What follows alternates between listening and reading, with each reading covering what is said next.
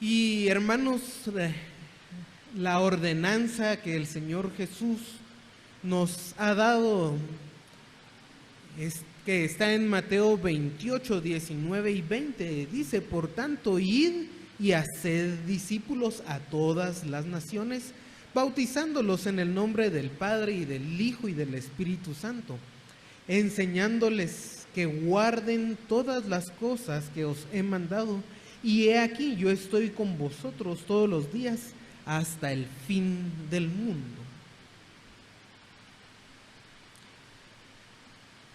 Siempre que leemos este pasaje, hay que recordar que la ordenanza no es ir, aunque aquí pareciera que el mandato es ir. La ordenanza es hacer discípulos. Y usted y yo no podemos hacer discípulos desde la comodidad de nuestra cama, hermanos. Hay que ir. Entonces, la forma en que vamos a cumplir la ordenanza de hacer discípulos es ir, yendo. ¿Y cómo es de que vamos a ser los discípulos? Bautizándolos en el nombre del Padre, del Hijo y del Espíritu Santo. Identificarlos con Dios, con el Padre y el Hijo y el Espíritu Santo. Y hermanos, hasta cierto punto, yo he expresado que esta gran comisión no se queda en repartir un tratado. Y repartir un tratado es algo sumamente bueno. No quiero que nos confundamos. Hay organizaciones que se dedican a repartir nuevos testamentos o dejar nuevos testamentos en hoteles, en hospitales. Y esa es una gran labor. Hay que reconocer esa labor que es importante, y repartir un tratado es importante, pero no se queda ahí la gran comisión. Ahí comienza la gran comisión: bautizarlos, identificarlos con Dios, y luego dice: enseñándoles que guarden todas las cosas que os he mandado. Y he aquí, yo estoy con vosotros todos los días hasta el fin del mundo. Hay que enseñar a estas personas, enseñar todas las cosas que Jesús ha mandado. La palabra discípulos es martureo, y hasta suena bastante a español la palabra mártir. Y justamente viene la palabra mártir de martureo, tiene su raíz ahí.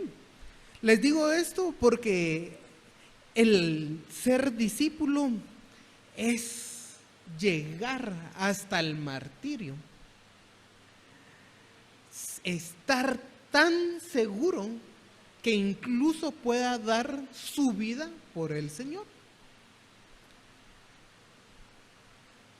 Claro que a veces hay grupos que creen que el martirio, buscar el martirio, es lo que al Señor le agrada. Y en la historia de la iglesia tenemos a grupos en la cristiandad que querían ser torturados para dar un testimonio de que ellos sí eran cristianos.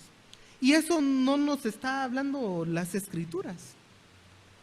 Pero si toca, entonces hay que hacerlo. Es importante ver esa palabra martureo, ser discípulos. Y en la enseñanza, hermanos, hay una relación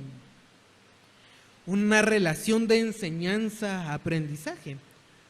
Hay una relación de maestro y alumno, donde encontramos que Jesús es nuestro maestro ejemplar. Es quien verdaderamente hace discípulos.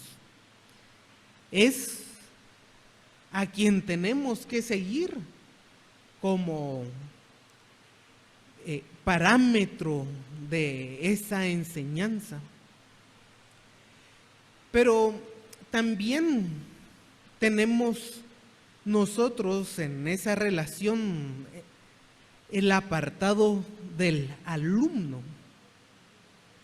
Y hermanos, aunque hay que observar que el Señor es el maestro ejemplar, Él no obliga a nadie a ser su discípulo. Él no obliga a nadie, sino que Él hace todo para que nos acerquemos a Él, pero no lo va a obligar a usted. Y de ahí, cómo nos acerquemos nosotros a las Escrituras va a depender mucho de cada quien. Hemos estudiado en 1 Corintios 2, y cito estos pasajes porque yo espero que lo tengan fresco, que lo acabamos de estudiar. Ahí nos dice que para quienes no tienen al Espíritu Santo, las Escrituras son una locura. Y no es de que la Biblia sea una locura, sino que el problema está en el alumno que no quiere aprender, no quiere reconocer. Vamos a encontrar en las Escrituras una serie de alumnos, de modelos de alumnos, y para eso yo quiero que ustedes puedan abrir su Biblia en el Evangelio de Marcos, recordando lo importante que es ser discípulo. ¿Hasta dónde hay que llegar para ser un discípulo ideal? Y digo discípulo ideal, hermanos, porque el Evangelio de Marcos nos presenta grandes contrastes con diferentes personas que se acercan a Jesús. Y hoy vamos a ver de manera temática lo que Marcos nos habla. Cuando les digo de manera temática, es que ustedes pueden agarrar el Evangelio de Marcos, leerlo una y otra vez y leerlo encontrando las diferentes personas que hay mencionadas y cómo es de que estas personas se relacionan con Jesús. Entonces usted lee desde el principio del Evangelio de Marcos hasta el final y puede ir haciendo diferentes categorías de grupos o personas que siguen o se relacionan con Jesús. Y para esto quiero, antes de entrar al estudio, ver que voy a dividir a 4 diferentes tipos de personas que se relacionan con Jesús, pero entre las 4 hay 3 grupos principales. Personas que siguieron a Jesús. Y cuando digo siguieron a Jesús, es que andaban físicamente con Él. Porque vamos a ver ahí personas que estaban pendientes de lo que hacía Jesús, pero no para ser sus discípulos, no para dar testimonio de las cosas que Jesús hacía, sino para contradecirles. Estaban pendientes y seguían para ponerlo a prueba, para planificar, confabular contra Jesús. Y ese es un grupo de personas que anda físicamente pendientes de Jesús. Hay otro grupo de personas que seguían a Jesús, querían ser sus discípulos, pero no estaban bien enfocados. Y el tercer grupo de personas son personas que van a estar enfocados y van a dejar todo para seguir a Jesús. Cuando digo van a dejar todo, van a ser los discípulos ideales. Y eso es lo que nosotros tenemos que ir, ser un discípulo ideal de Cristo. Antes de entrar a ver estos tres tipos de personas, quiero invitarlos a orar. Señor, te alabamos y bendecimos tu santo nombre. Reconocemos que tú, Señor, eres el maestro de maestros, nuestro ejemplo a seguir. Nos has enseñado con tu ejemplo, nos has dado instrucciones, Señor, y has dejado el registro que son las sagradas escrituras para que nosotros podamos acercarnos a ellas como alumnos tuyos que queremos aprender. Sabemos que esto, Señor, es imposible si tu Espíritu Santo, que mora en nuestro interior, no nos guía en nuestro estudio. Señor, queremos depender de ti para estudiar. Queremos depender de ti para hacer las cosas que a ti te agradan. Dependemos de ti, Señor, al acercarnos y que las sagradas escrituras cambien nuestra percepción intelectual, nuestra voluntad, nuestras acciones, nuestros sentimientos. Porque la fe, Señor, es dependencia de ti. Y queremos llegar a ser esos discípulos ideales que tú tanto quieres. Te alabamos, Señor, y pedimos tu bendición por la obra de Cristo en la cruz. Amén. Entonces, hermanos, veamos que hay un grupo de personas y para eso vamos a estar en todo el Evangelio de Marcos. Y quiero estar poniendo los ejemplos de los diferentes grupos de personas. Para el primer grupo, quiero que veamos Marcos 6, los versículos de 1 y 2. Porque ahí dice, salió Jesús de ahí, vino a la tierra y le seguían sus discípulos. Y llegando el día de reposo comenzó a enseñar en la sinagoga. Y muchos oyéndole se admiraban y decían, ¿de dónde es este? ¿De dónde tiene tantas cosas? ¿Y qué sabiduría es la que le es dada? Y estos milagros que son por sus manos hechos.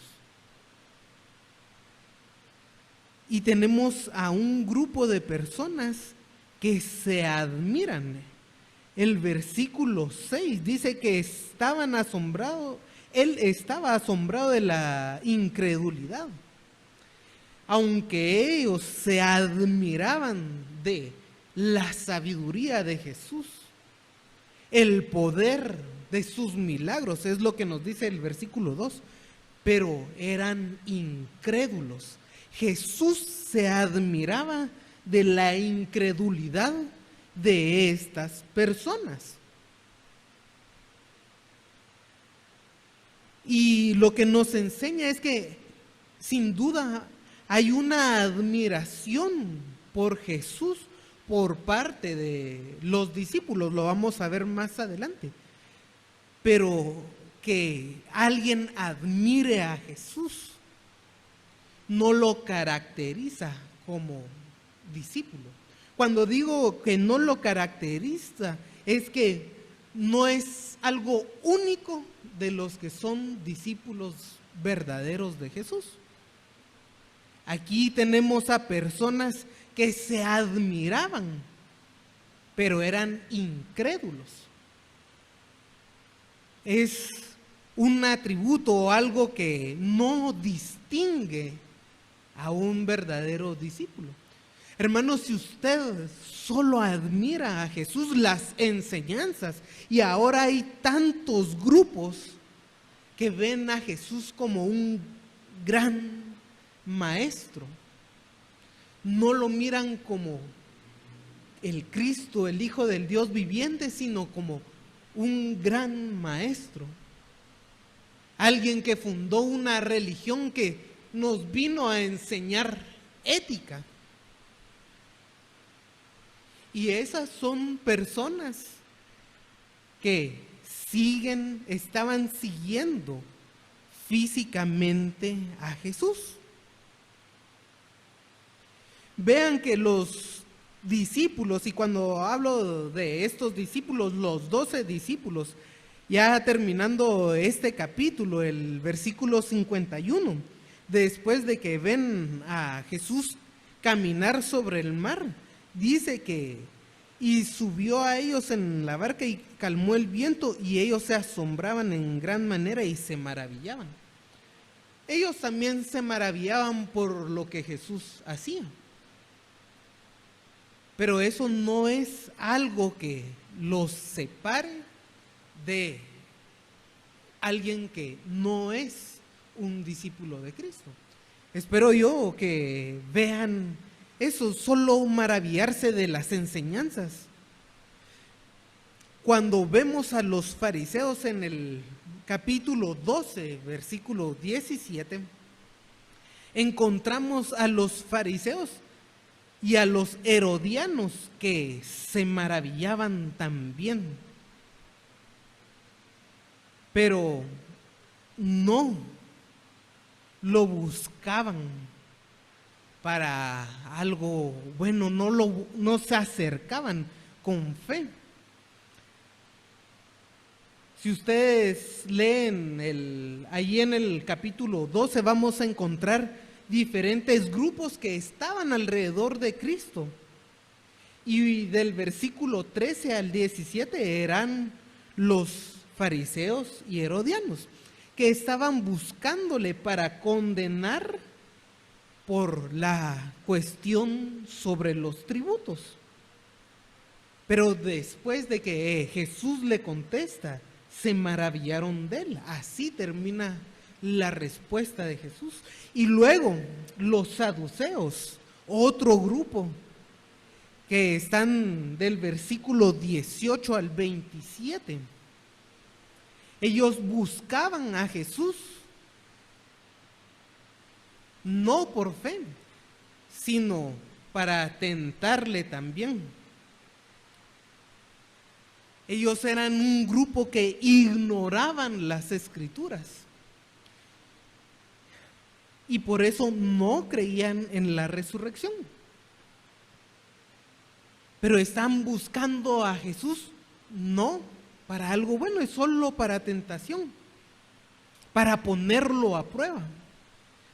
Y luego el escriba que tenemos del versículo 28 al 34,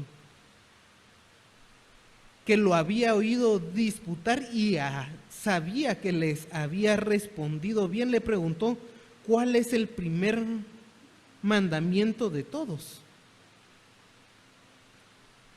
Cuando habla del primer mandamiento de todos, lo pone y le pregunta para ponerlo a prueba después de haber oído que le contestaba bien a los saduceos.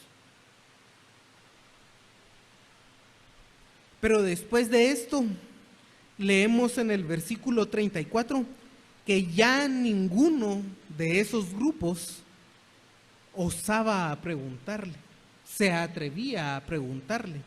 Y hermanos, todos eran grupos religiosos, reconocían las palabras de Jesús, las enseñanzas de Jesús, pero no estaban interesados en hacer las enseñanzas de Jesús. Andaban ahí alrededor de ellos, de él y de los discípulos, pero no estaban dispuestos a seguirlo. Creo que en la iglesia hay muchas personas que hasta les gusta oír las escrituras, estudiar las escrituras, pero no están dispuestos a seguir lo que ahí está escrito. Y eso, hermanos, no nos diferencia absolutamente nada de cualquier grupo religioso que rodeaba a Jesús físicamente. En la iglesia, hermanos, no tenemos que estar rodeando la iglesia, leyendo las escrituras solo para saber, sin poner en práctica. Y poner en práctica es algo que es también difícil. No lo digo, pero nuestra madurez espiritual no tiene que ser solo conocer y reconocer que Jesús es un gran maestro. Sí, Jesús dijo tal cosa, qué bellísimo, pero a ver quién lo hace. Solo decir qué bellas son esas palabras que están en las escrituras, y hasta a veces nos memorizamos algunos pasajes en las escrituras. Pero no solo debemos de hacer eso, sino ponerlo en práctica. Si solo creemos que Jesús dijo cosas muy bellas, pero no estamos dispuestos a seguirlo, no nos caracterizamos como verdaderos discípulos. Actualmente hasta hay sectas que creen que Jesús hizo cosas maravillosas, pero lo ven como un ser humano nada más, como a alguien que es digno de seguir. Y hasta lo tratan de seguir las cosas éticas de Jesús. Y en la iglesia lo reconocemos como nuestro Salvador y como nuestro Señor. O por lo menos decimos que es nuestro Señor, pero solo lo dejamos así. Entonces, no nos caracterizamos como alguien que quiere hacer las cosas, sino podemos pertenecer a un grupo religioso como lo hacían los fariseos, los herodianos, los saduceos, hasta el escriba.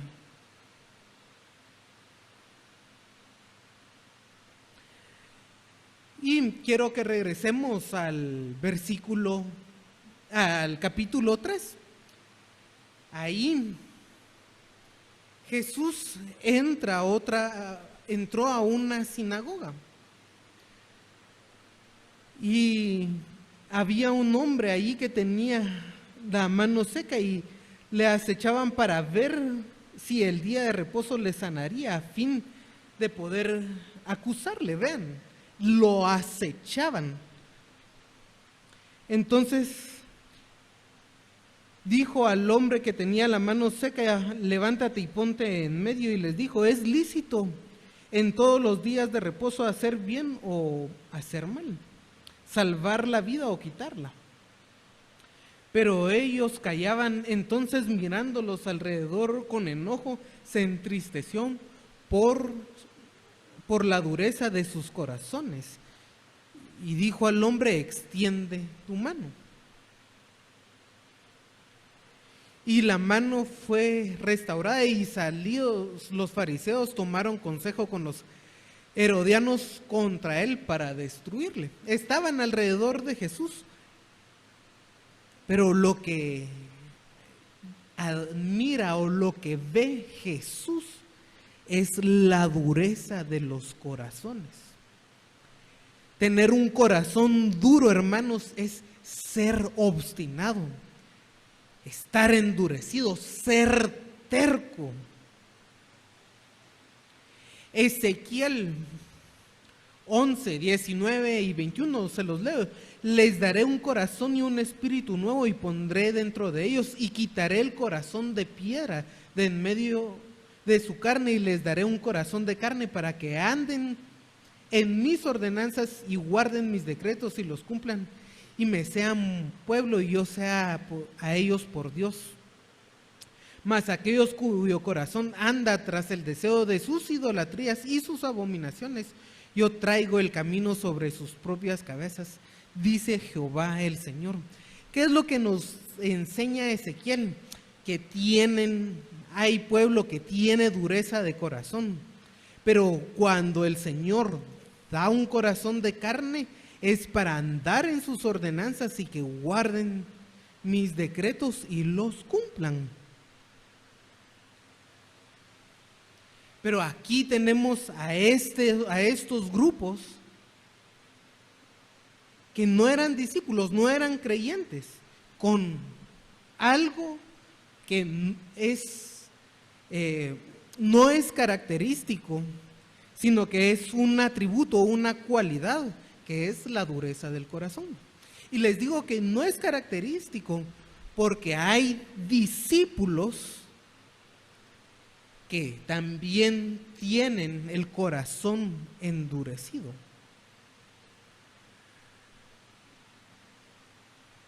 También están obstinados, endurecidos, son tercos. Y vean, otra vez regresando al capítulo 6, en el versículo 52, ahí les habla Jesús a los 12 y dice, porque aún no habían entendido lo de los panes por cuanto estaban endurecidos sus corazones. Son discípulos no enfocados. Los 12 hermanos, cuando pensamos a veces de Pedro, de Juan, de Jacobo, y menciono a esos tres porque son los tres que andaban más pegados a Jesús. Tenemos siempre la idea de grandes personas como que no fallaran nunca. Y hasta en la iglesia dicen San Juan, San Pedro y San Jacobo, como que ellos no fueran hombres. Y algo importante del Evangelio de Marcos es de que a cada rato nos señala los errores de esos 12. Nos señala los errores de Juan, Jacobo y Pedro, que eran los discípulos que estaban más cercanos a Jesús. Si bien hay que reconocer que tienen algo positivo, por ejemplo, en el capítulo 1, 16, cuando llama Jesús a Simón, a Andrés, a Jacobo y a Juan, del 16 al 20, ellos dejan sus cosas y siguen al Señor. Tenemos el llamamiento de Leví en el capítulo 2, desde el 13, y dejan las cosas y sigue a Jesús. Ellos podemos observar que se arriesgan recogiendo espigas ahí en el capítulo 2, porque es importante ver que se arriesgan porque era día sábado y tenían el riesgo que fueran apedreados. De hecho, es el diálogo que tenemos ahí en el capítulo 2.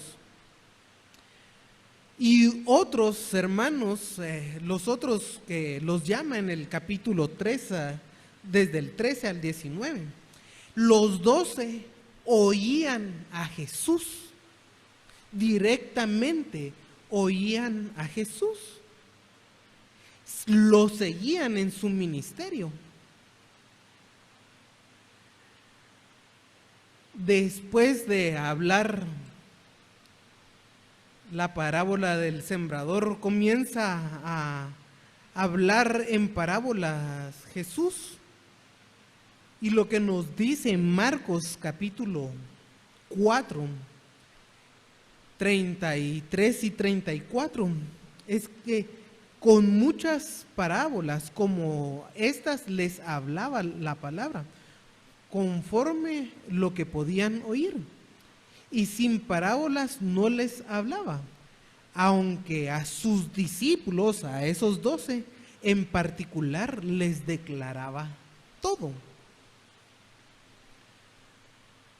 Cuando habla de que les declaraba todo, esa palabra epilúo significa explicar, interpretar.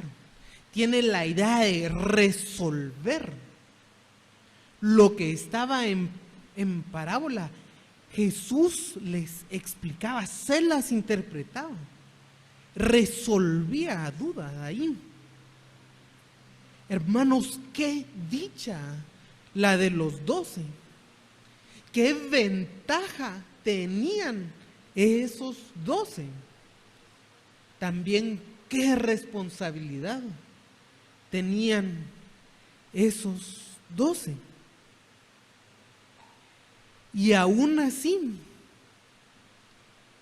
con todas esas ventajas, con ver el ejemplo de Jesús, con oír las enseñanzas de Jesús, y no solo las que decía en público, sino la explicación, la interpretación.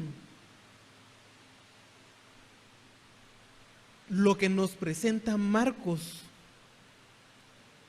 es el problema que ellos tenían como enfoque. Y es que nos va a presentar diferentes problemas, porque son grandes contrastes. Estos 12 escuchaban directamente a Jesús, pero ellos también no eran obligados por Jesús. Recuérdense que un maestro no obliga a sus alumnos, ni el Señor los obligaba. Y de ahí por qué también tenían tantos fracasos. Y tenemos un ejemplo aquí en el capítulo 4, del 35 al 41. Ahí nos habla de que Jesús calma la tempestad. Y hermanos, cuando observamos el versículo 41, lo que dicen sus discípulos es que temieron con gran temor y se decían a uno: ¿quién es este que aún el viento y el mar obedecen?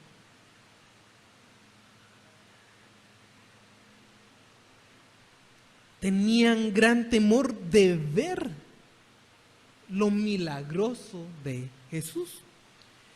Y es que cuando se enfrentaban con el mar, lo que se estaban enfrentando es con la posibilidad de la muerte. En los alrededores tenían la idea de que el mar era un dios falso, era algo incontrolable, y observan que Jesús calma la tempestad y lo que les da es miedo. y les da miedo porque son faltos de fe. Jesús se los dice, les dice el versículo 40, ¿por qué estáis así amedrentados? ¿Cómo no tenéis fe?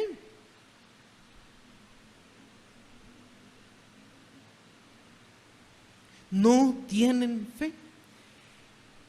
Y con esa idea pasamos al capítulo 5, donde vamos a encontrar 3 personas que tienen fe. Los discípulos, los 12, se preguntaban, ¿quién es este? Y encontramos el contraste con el endemoniado gadareno, que él reconoce a Jesús como Hijo del Dios Altísimo. Les dice en el versículo 7, ¿qué tienes conmigo, Jesús, Hijo del Dios Altísimo? Te conjuro que no me atormentes. El endemoniado reconoce a Jesús. Luego vamos a observar en todo el capítulo que está Jairo, quien tiene fe, contraste a los 12, y la mujer del flujo de sangre, que tiene fe, contrario a los 12. Cuando vemos a Jairo y a la mujer, vemos ahí que ellos también se estaban enfrentando a la muerte, a la enfermedad. Pero a diferencia de los 12, ellos lo están enfrentando con fe.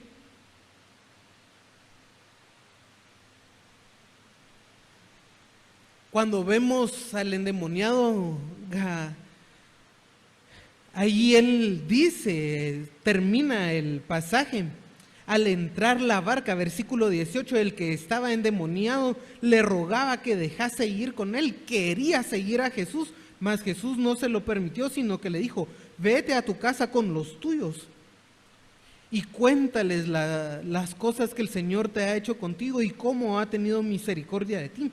Y fue y comenzó a publicar en Decápolis cuán grandes eran las cosas que había hecho Jesús con él, y todos se maravillaron con él.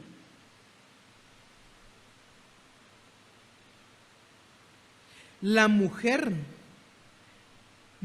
fue a tocar a Jesús diciendo, si solamente tocaré su manto seré salvada, versículo 28. Y enseguida la fuente de su sangre se secó. Y ella estaba, hermanos, en el problema de que ritualmente era impura y generalmente sacaban a las personas con estos problemas de la sociedad. Tenía miedo o peligraba de estar ahí, pero solo quería tocar su manto. Y Jairo, después de eso, llegaron a decirle que su hija había muerto. ¿Por qué molestas al maestro? Versículo 36.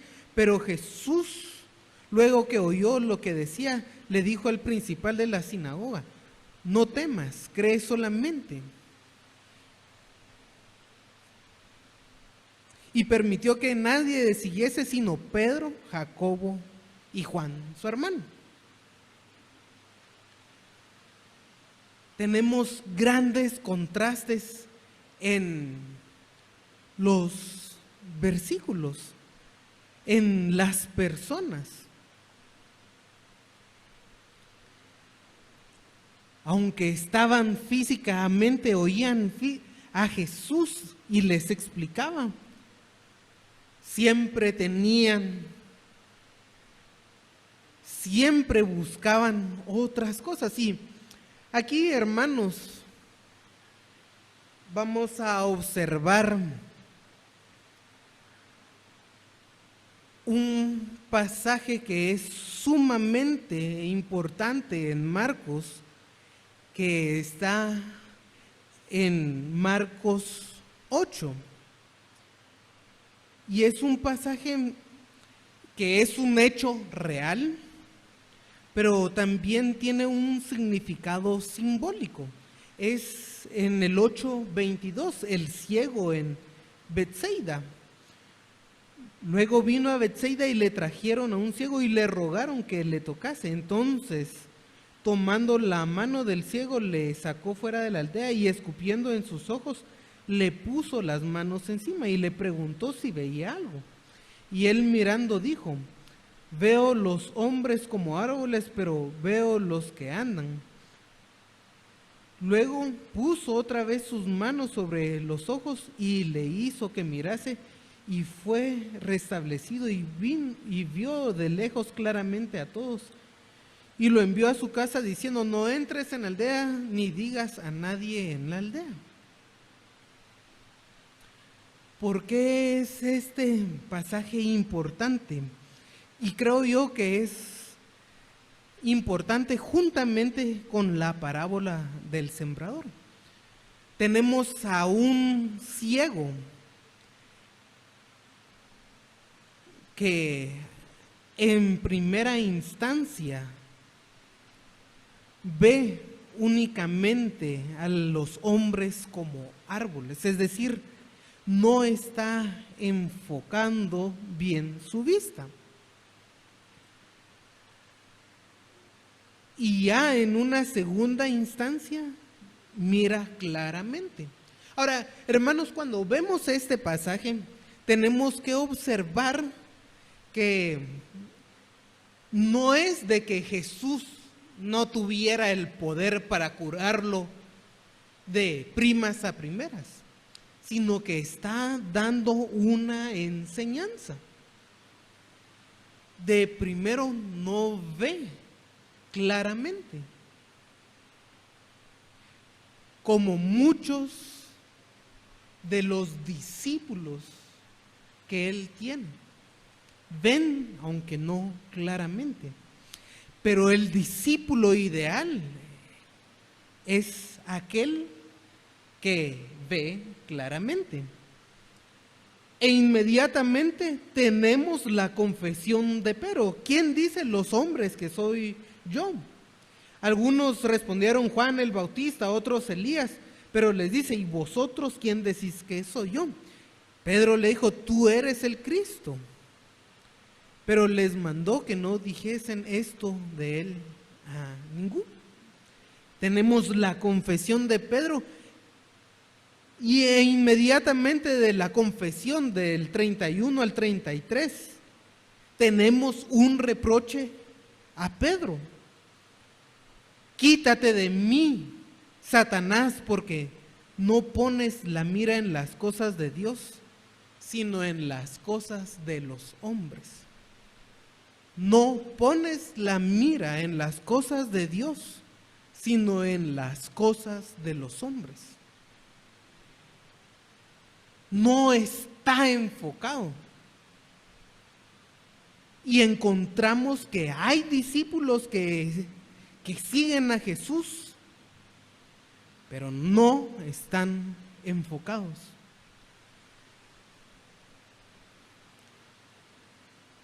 Allí en el 8:34 al 30 dice: y llamando a la gente y a sus discípulos les dijo: si alguno quiere venir en pos de mí, es decir, ser un discípulo, niéguese a sí mismo, tome su cruz y sígame.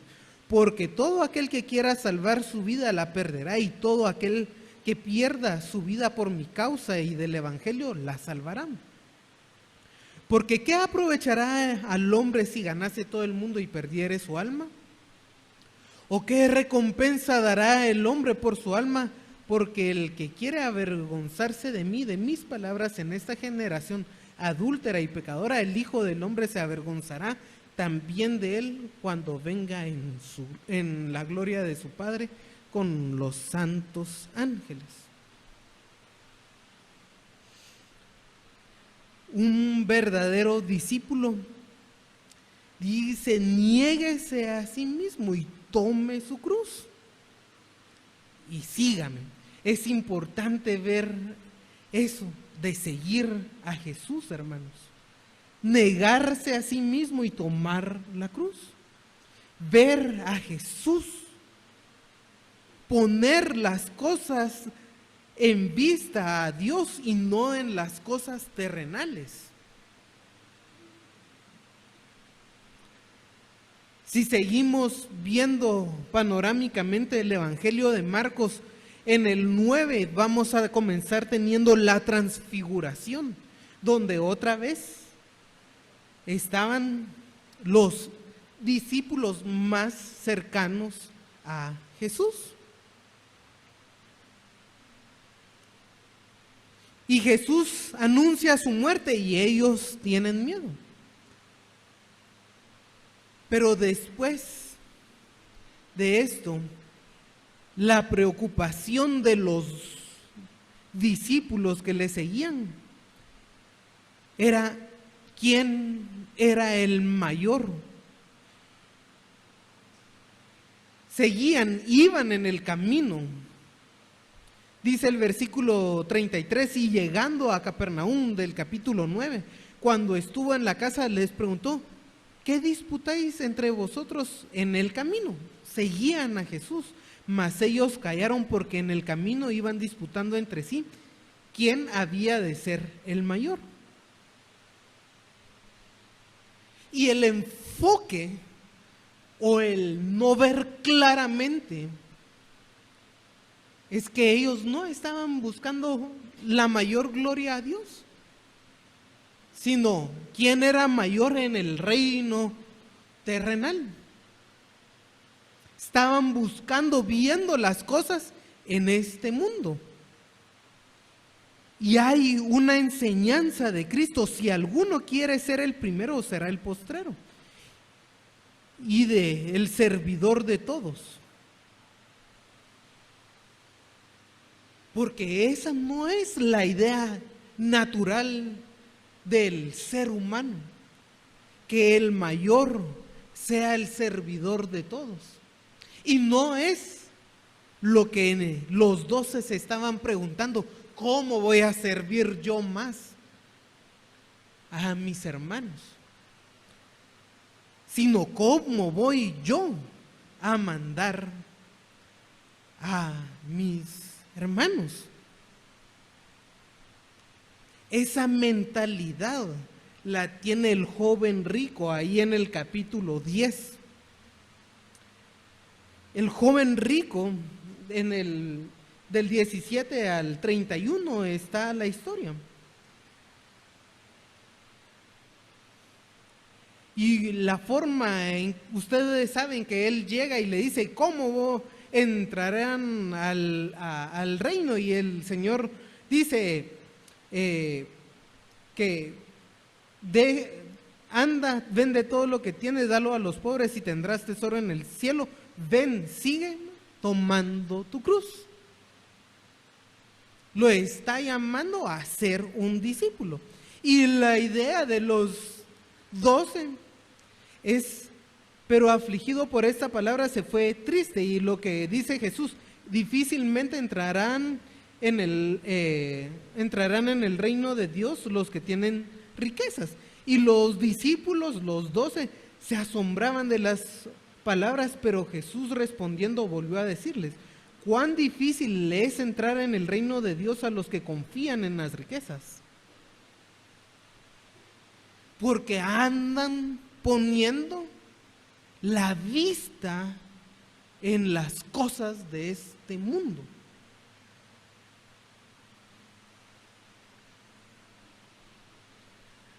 Y después de esa lección, hermanos, creen que ellos cambiaron. Vean la petición de Jacobo y de Juan, ahí en el capítulo 10, del 35 al 45. Juan y Jacobo le dicen: maestro, querríamos que nos hagas lo que pidiéremos. Y él les dijo, ¿qué queréis que lo hagamos? Concédenos la gloria de sentarnos el uno a tu derecha y el otro a tu izquierda. Entonces Jesús les dijo, ¿no sabéis lo que pedís? ¿Podéis beber del vaso que yo bebo o ser bautizados con el bautismo con que soy bautizado? Ellos dijeron, podemos. Y Jesús les dijo, a la verdad, yo bebo del vaso que beberéis y seré bautizado con el bautizo que soy bautizado, pero sentados a mi derecha y a mi izquierda no es dado a mí. Y lo que sigue es, sabéis que son tenidos los gobernantes de las naciones que se enseñorean de ellas y y ejercen sus grandes potestades, pero no será así entre vosotros. El que quiera hacerse grande entre vosotros será servidor, y el que entre vosotros quiera ser el primero será siervo de todos. Y el ejemplo de Jesús es, porque el Hijo del Hombre no vino para ser servido, sino para servir y para dar su vida en rescate de muchos. La falla de Juan y de Jacobo, hermanos, es que siguen buscando la gloria, y lo que le sigue diciendo Jesús es de que no estar buscando la gloria acá. Que sean siervos, eso es la gloria de un verdadero discípulo.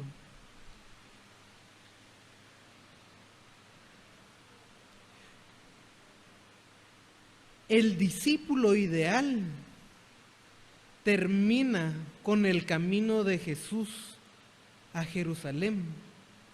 Allí en el 10:46, entonces vinieron a Jericó, que Jericó estaba cerca, y al salir de Jericó, él y sus discípulos y una gran multitud, Bartimeo el ciego, hijo de Timeo, estaba sentado al camino, mendigando, y oyendo que era el Jesús el Nazareno, comenzó a dar voces y a decir, Jesús, hijo de David, ten misericordia de mí.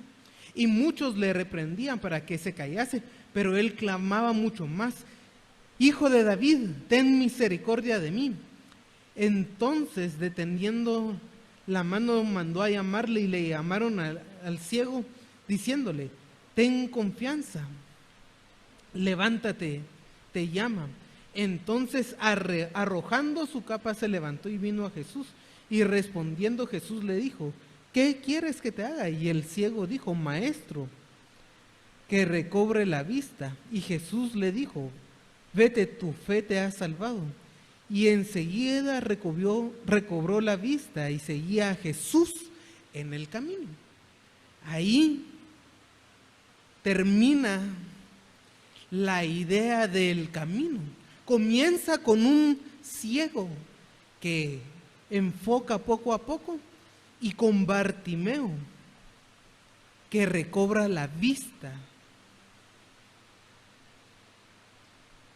E inmediatamente al recobrar la vista, seguía a Jesús. Bartimeo, hermanos, reconoce a Jesús como Mesías, como el Hijo de David. Y no solo lo reconoce, sino lucha por llegar a Él. Dando saltos dejó su capa, que era su posesión material, y lo dejó y luchó para seguir a Jesús en el camino. Vemos de los ejemplos que hemos puesto al endemoniado gadareno que quería estar con él. Y cuando Jesús le dijo que fuera a dar testimonio, no lo pensó dos veces, fue a Decápolis. Y la gente se maravillaba con lo que el que había estado endemoniado decía. Bartimeo dejaba sus cosas y lo seguía. el último contraste que vemos en el Evangelio de Marcos es en la muerte de Jesús. Ahí en el 15:43 vemos a José, que se armó de valor. José de Arimatea, dice, miembro del noble concilio, que también esperaba el reino de Dios, vino y entró osadamente a Pilato y pidió el cuerpo de Jesús. Vino osadamente y pidió el cuerpo de Jesús.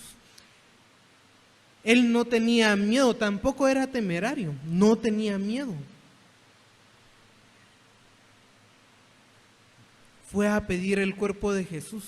Aún en su muerte quería servir y agradar a Cristo. Y el contraste, hermanos, ya no es con los 12, sino con las mujeres que iban a ungir el cuerpo de Jesús, ahí en el capítulo 16.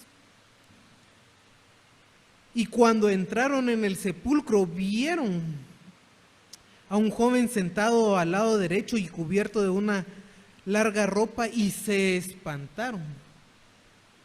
Y él les dijo: no os asustéis, buscáis a Jesús Nazareno, el que fue crucificado.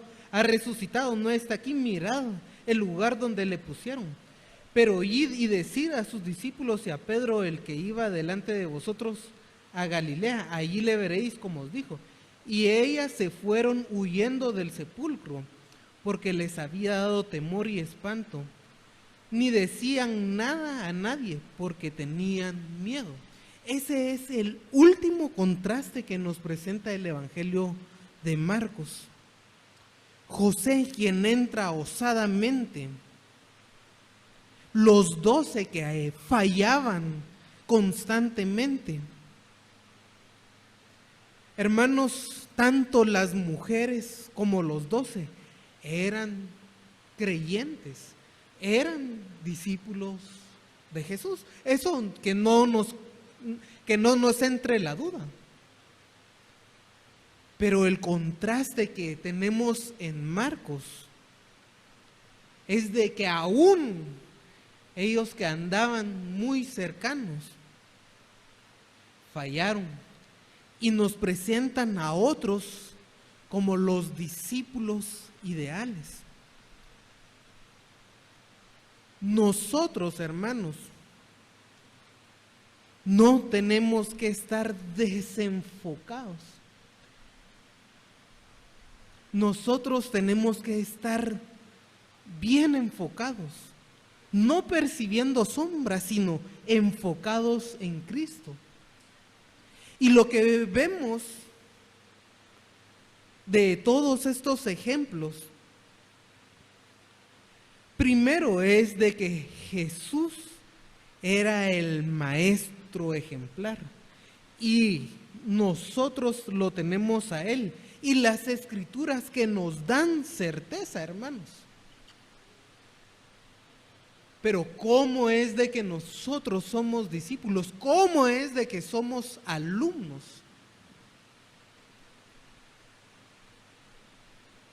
Los discípulos que perciben sombras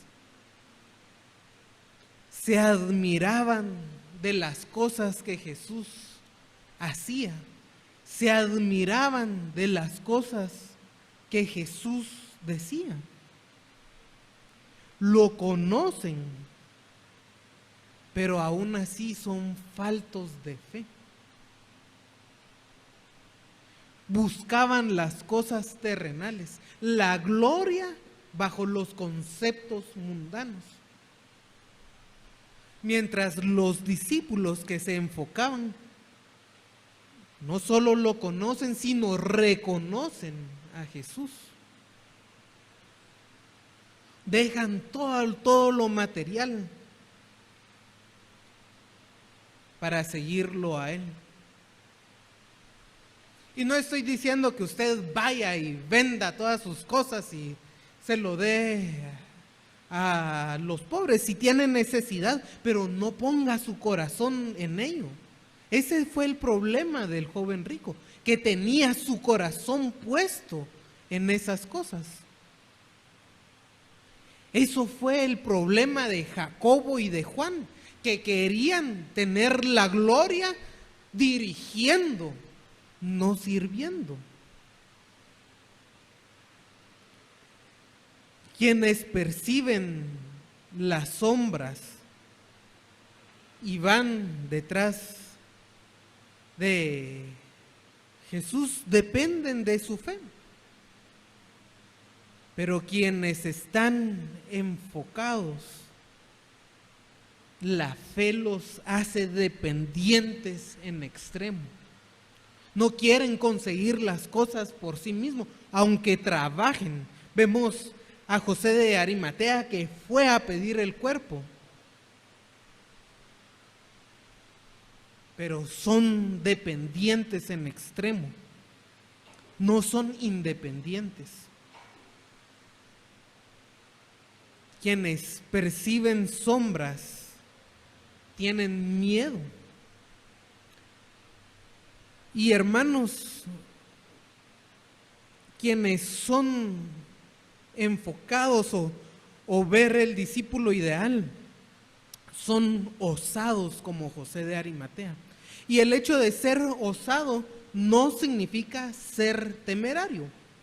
Es que a veces confundimos la osadía con ser temerario, irnos en contra de la razón para hacer las cosas. No es temerario, es osado. Sabe qué hacer y a cómo hacerlo y cómo se dirige. Quien está todavía enfocándose lentamente, duda mucho, tiene miedo de esa posibilidad.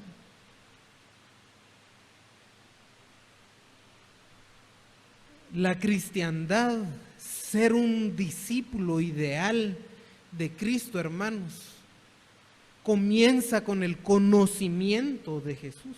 Y ese conocimiento da la certeza para ir, para actuar.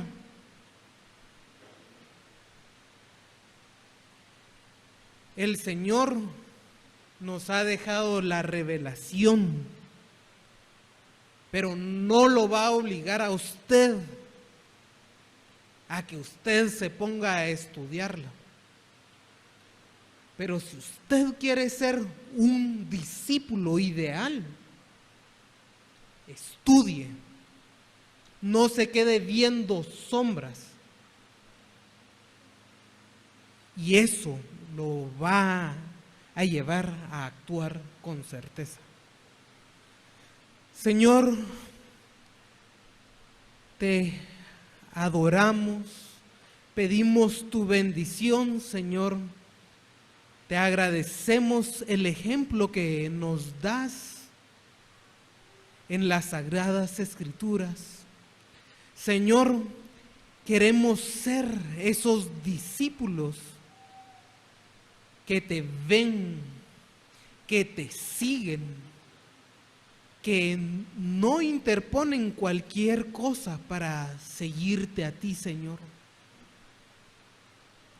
Seguirte a ti, que sos nuestro único y suficiente Salvador, que tú eres, Señor, nuestro soberano, que tú eres nuestro gran Maestro. La fe es una completa dependencia a ti, Señor, y cuando estudiamos las Escrituras, dependemos de ti. Cuando vamos a hacer una acción, dependemos de ti. Sabemos a dónde dirigirnos, sabemos cómo hacer las cosas, porque tú nos las has revelado, porque tú nos has iluminado, Señor. porque tú nos has enseñado cuál es el camino. Y nosotros, como hijos tuyos, queremos ver claramente y seguir el camino que tú has trazado. Te alabamos, Señor, y pedimos esto, acercándonos a tu Hijo, a ti, Padre, por la obra de Cristo en la cruz. Amén.